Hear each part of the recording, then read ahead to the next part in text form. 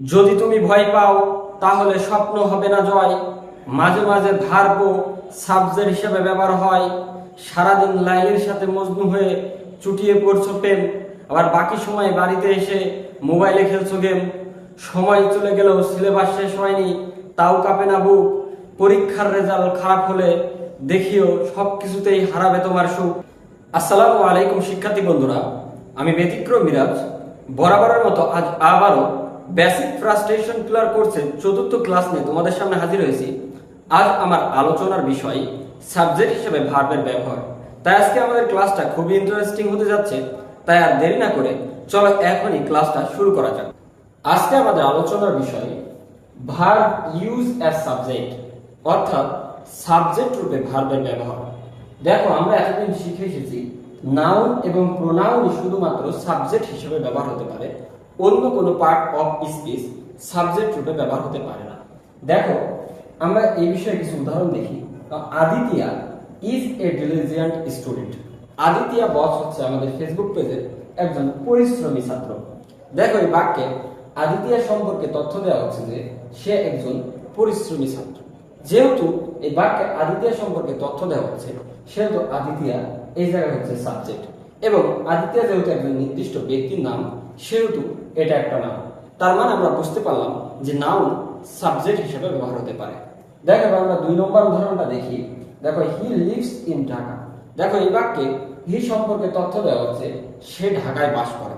তার মানে আমরা বুঝলাম যে এখানে হিটা হচ্ছে সাবজেক্ট, আর এই হি হচ্ছে, দেখো, এই আদিতিয়ার প্রভাষণ প্রোনাউন। এখন কথা হচ্ছে আমরা কেন প্রোনাউনকে নাউনের প্রভাষণ বললাম। দেখো, আদিতিয়া এটা হচ্ছে একটা নাউন। আমরা জানি যে কোনো কিছুর প্রভাষণগুলো শর্ট ফিচারের হয়, এবং আমরা জানি নাউন হতে পারে। দেখো, নাউন অনেক বড় হতে পারে। এখানে আমি বলতে পারি আদিতিয়া বস, তার সাথে আরো অনেক বিশেষণ যোগ করতে পারি। কিন্তু এই আদিতিয়া বস তার বড় নাম যত বড়ই হোক না কেন, কিন্তু আমরা শর্টে অর্থাৎ 2টা অক্ষর দিয়ে হি আর ই দিয়ে, অর্থাৎ হি দিয়ে সেটাকে আমরা প্রকাশ করে দিতে পারি। যেহেতু এত বড় একটা নামকে ছোট্ট 2টা বর্ণ দিয়ে আমরা প্রকাশ করে দিতে পারছি, তাই নাউনের প্রভাষণকে প্রোনাউন বলা হয়। তাই আমি দেখো এখানে ফাঁকা করে লিখেছি। তাই আজকে আমরা দেখো এই নিয়মের বাইরে গিয়ে, অর্থাৎ নাউন আর প্রোনাউনে যে শুধু সাবজেক্ট ব্যবহার হতে পারে, এই নিয়মের বাইরে গিয়ে আমরা এখন শিখব যে ভার্ব বাক্যে সাবজেক্ট হিসাবে ব্যবহার হতে পারে। তবে ভার্ব যদি সাবজেক্ট রূপে ব্যবহার হয়, তাহলে ভার্বের কোন কোন প্রকারগুলো সাবজেক্টের স্থানে বসতে পারে। দেখো, ভার্বের প্রকারগুলোর মধ্যে শুধুমাত্র জেরান্ড এবং ইনফিনিটিভ এই 2টা প্রকারই সাবজেক্টের স্থানে ব্যবহার হতে পারে। এখন কথা হচ্ছে এই জেরান্ড এবং এই ইনফিনিটিভ কাকে বলে। দেখো, ভার্বের পরে যদি আইএনজি হয়, মানে আইএনজি যোগ করি, এবং সেটা যদি নাউনের স্থানে বসে, তাহলে তাকে জেরান্ড বলে। যেমন দেখো, স্মোক শব্দের অর্থ হচ্ছে ধূমপান করা, এর সাথে যদি আমরা অতিরিক্ত আইএনজি যোগ করি তাহলে হয় স্মোকিং, এবং এটা যদি নাউনের স্থানে ব্যবহার হয় তাহলে এটা একটা জেরান্ড। তারপরে দেখো, এখন কথা হচ্ছে ইনফিনিটিভ কাকে বলে। দেখো, ইনফিনিটিভ হচ্ছে টু এই ওয়ার্ডটার পরে যদি ভার্বের জন্মগত ফর্ম, অর্থাৎ ভার্ব শুরুতে যেভাবে তৈরি হয়েছে সেই ফর্মটা, আর ভার্বের জন্মগত ফর্মকে ভার্বের বেস ফর্ম বলা হয়, অথবা ভার্ব ওয়ান, এইটা যদি বসে তাহলে ইনফিনিটিভ তৈরি হয়। যেমন টু গো। কিন্তু দেখো, ভার্বের পরে যদি আমরা অন্যান্য ফর্ম বসাই, ভার্বের মানে টু এর পরে যদি ভার্বের অন্যান্য ফর্ম বসাই, যেমন টু এই গো এর পাস্ট ফর্ম ওয়েন, তাহলে সেটা আর ইনফিনিটিভ হবে না। তারপরে দেখো, এই টু এর পরে যদি আমরা এই যে ওয়ার্ড থেকে ওয়ার্ড ইডি যোগ করে ভার্ব বসাই, তাও সেটা হবে না, কারণ ভার্বের বেস ফর্মই বসাইতে হবে। তারপরে দেখো, গো এর শেষে যদি ইএস যোগ করি, তাও কিন্তু হবে না, সেটাও ক্রস। চলো এবার আমরা এই রুলসের সাপেক্ষে, অর্থাৎ ভার্ব সাবজেক্টের স্থানে বসিয়ে একটা উদাহরণ দেখি। তবে উদাহরণ দেখার পূর্বে আমাদেরকে ইংরেজির সেন্টেন্সের গঠন সম্পর্কে আবার একটু পরিষ্কার হয়ে নিতে হবে। দেখো, ইংরেজি বাক্যের গঠন হচ্ছে, ইংরেজি বাক্য সর্বদাই একটা সাবজেক্ট দিয়ে শুরু হয়। সে যেইভাবেই হোক সাবজেক্ট শুরুতে একটা থাকবে, তবে সেটা প্রকাশ্য হোক অথবা উজ্জ্বল হোক। তাহলে চলো এবার আমরা উদাহরণটিতে ফিরে যাই। দেখো, উদাহরণটি হচ্ছে ধূমপান করা স্বাস্থ্যের জন্য ক্ষতিকর। দেখো, এই বাক্যে ধূমপান করা সম্পর্কে তথ্য দেওয়া হচ্ছে যে এটা স্বাস্থ্যের জন্য ক্ষতিকর। যেহেতু এই বাক্যে ধূমপান করা সম্পর্কে তথ্য দেওয়া হচ্ছে, তাই এই বাক্যের সাবজেক্ট হচ্ছে ধূমপান করা। এবং দেখো ধূমপান করা এটা একটা কাজ বোঝাচ্ছে বিধায় এটা একটা ভার্ব। তার মানে আমরা বুঝলাম ভার্ব এখানে সাবজেক্ট হিসেবে ব্যবহার হয়েছে। এখন কথা হচ্ছে দেখো ধূমপান করা এর ইংরেজি কি? ধূমপান করার ইংরেজি ওয়ার্ড হচ্ছে স্মোক। তাহলে আমরা এখানে স্মোক লিখি স্মোক। এখন আমরা জানি ভার্ব যদি সাবজেক্টের স্থানে বসে তাহলে শেষে আইএনজি অথবা শুরুতে টু বসে, অর্থাৎ জেরান্ড ইনফিনিটিভ করতে হবে। তাহলে চলো এবার আমরা এই ভার্বটার সাথে আইএনজি যোগ করি, তাহলে ভার্বটা হবে স্মোকিং। কিন্তু এখানে আরেকটা রুলস আছে, দেখো যেই ভার্বগুলোর শেষে ই থাকে সেই ভার্বগুলোর শেষে ইটা তুলে দিয়ে বা মুছে দিয়ে বা সরিয়ে দিয়ে শেষে আইএনজি যোগ করতে হবে। এইরকম আরো আছে ভার্ব, যেমন টেকিং। দেখো টেক এর সাথে আইএনজি সমান সমান টেকিং। কিন্তু একটা ব্যতিক্রম ভার্ব আছে, সেটা হচ্ছে ডাই। দেখো এই ডাই শব্দের অর্থ হচ্ছে রং।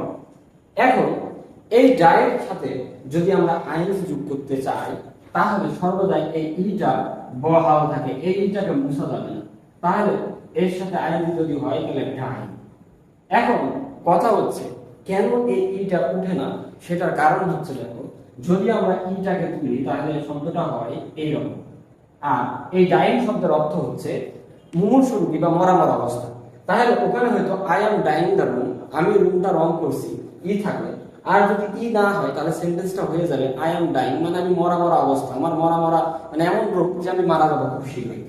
তাহলে চলো এবার আমরা সাবজেক্টের মানে এই সেন্টেন্সের গঠনের নিয়ম অনুযায়ী 2 নম্বর হচ্ছে ভার্ব।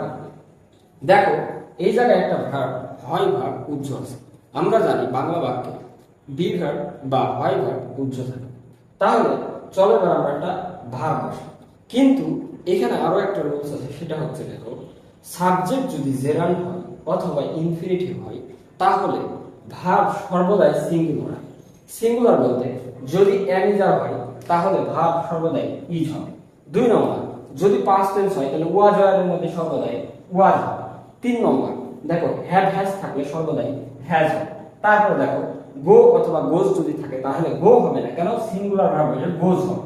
তাহলে আমরা বুঝতে পারলাম যে সাবজেক্ট যদি ভার্ব প্লাস আইএনজি অথবা টু প্লাস ভার্ব অর্থাৎ জেরান্ড ইনফিনিটিভ হয় তাহলে ভার্বটা সর্বদাই সিঙ্গুলার হয়।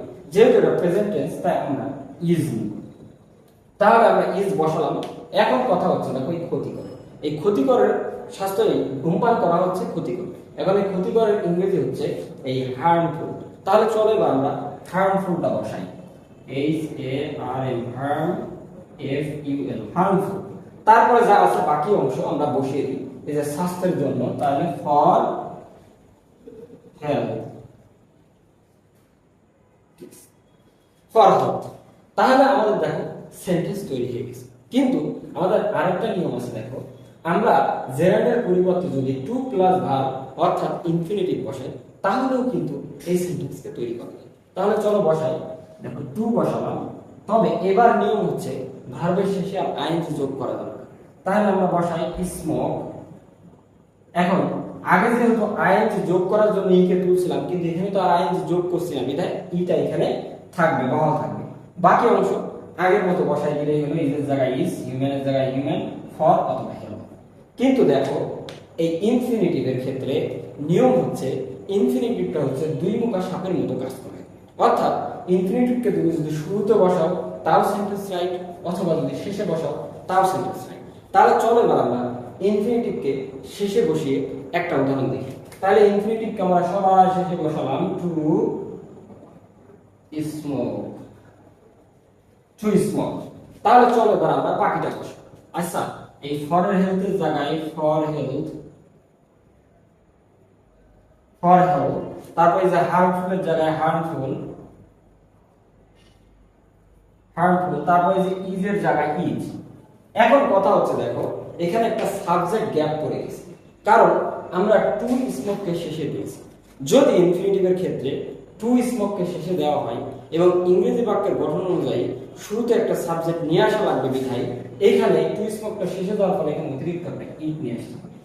ফলে দেখো এবার সিম্পল সেন্টেন্সটা বা ভার্ব দিয়ে সেন্টেন্সটা গঠন হয়ে গেছে।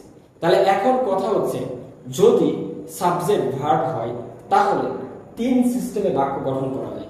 তার এক নম্বর হচ্ছে ভার্ব প্লাস আইএনজি দিয়ে, দুই নম্বর হচ্ছে টু স্মোক দিয়ে মানে টু প্লাস ভার্বের বেস ফর্ম দিয়ে, এবং দুই নম্বর হচ্ছে এই টু প্লাস ভার্ব ফর্মের শেষে দিয়ে। চলো এবার আমরা একটা ব্যতিক্রম উদাহরণ দেখি। দেখো একটা প্রবাদ প্রচলিত আছে, এই প্রবাদটা পৃথিবীতে শুনে নেয় এমন খুব কম মানুষই আছে।